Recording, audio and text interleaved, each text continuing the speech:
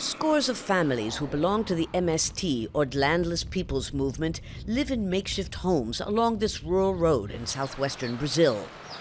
REINALDA Castillo says that 2 months ago she was taking a shower when she heard her neighbor's screams.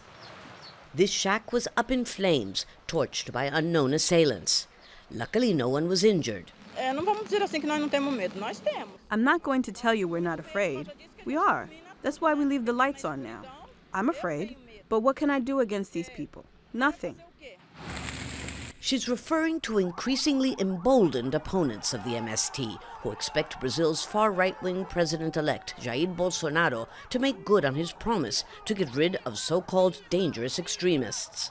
Brazil's Landless Movement is the largest organization of its kind in all of Latin America, and it's also the one that suffered the most attacks. Of the 70 social activists who were murdered in Brazil last year, the vast majority belong to the Landless Movement, and the fear is that under the new government, they will be targeted even further. An anti-terrorism law being debated in the Senate could make that easier. For decades, the MST has been fighting for land redistribution, and at times, members have resorted to land occupations and violence. But legal experts argue the current penal code is sufficient to punish those who break the law. To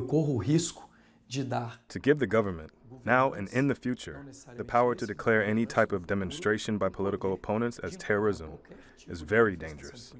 Back at the roadside, David Paijão shows us some vegetables they've grown. Oh, it's heavy.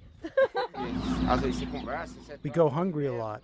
We trade things with our neighbors, and that's how we survive, by using the patches of land by the side of the road. Imagine if we had our own. But instead of land, they're expecting a confrontation with a new president who's declared the estimated 1.5 million members of the movement a threat to Brazil. Lucia, Newman, Al Jazeera, Mato Grosso do Sul, Brazil.